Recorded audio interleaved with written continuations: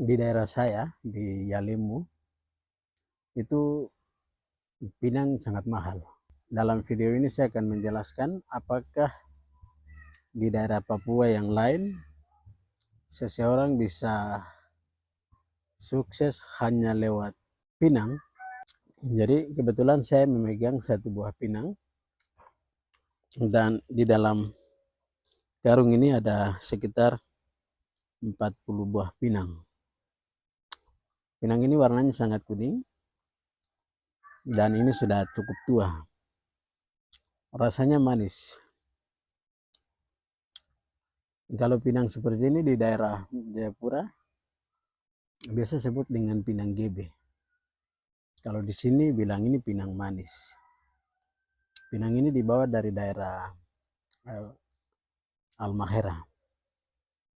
Dan saya akan menjelaskan tentang bagaimana seseorang bisa sukses lewat jual pinang atau usaha jual pinang begitu. Jadi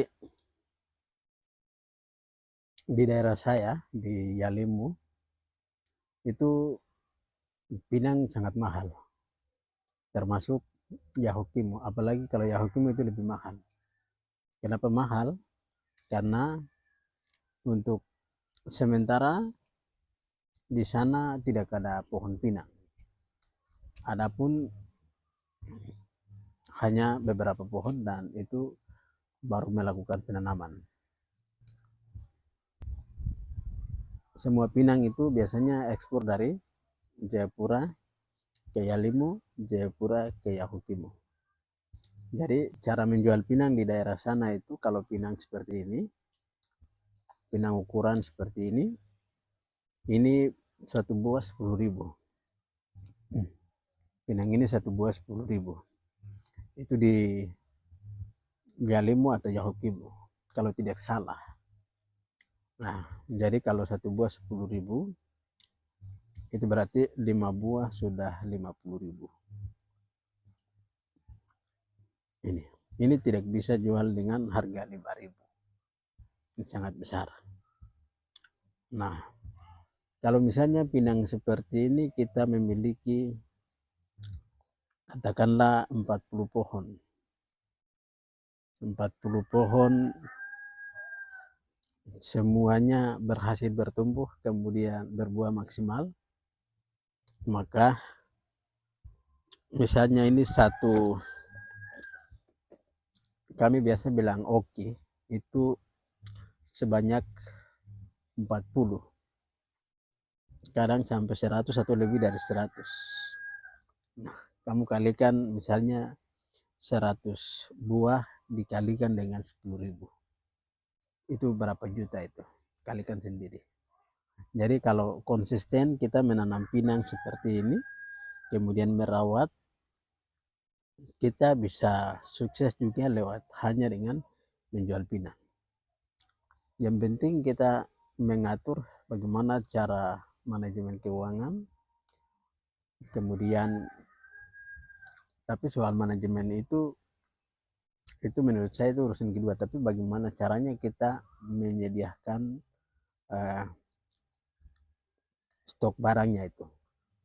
Seorang pedagang atau kalau seorang yang menjual sembako itu dia akan menjualnya itu selama ketersediaan barang jualannya di kios. Nanti setelah kios itu tidak ada barang jualan, pasti ditutup. Itu berarti selama tutup itu usahanya tidak akan jalan. Nah, termasuk pinang, ini dia tidak bisa dipetik setiap hari. Ya. Maka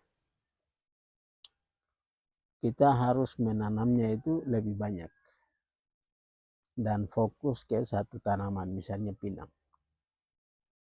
Jadi sekalipun kita tidak petik pinang setiap hari,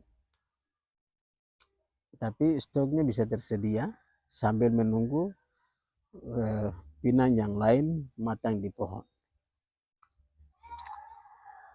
Makanya saya mencoba dan terus mencoba untuk menanam. Tanam apa saja. Tapi kalau saya lebih suka tanam cabai. Ya begitu, itu hanya sebatas pikiran yang saya sampaikan. Teman-teman, kalau pikiran saya itu salah, silakan tanggapi di kolom komentar.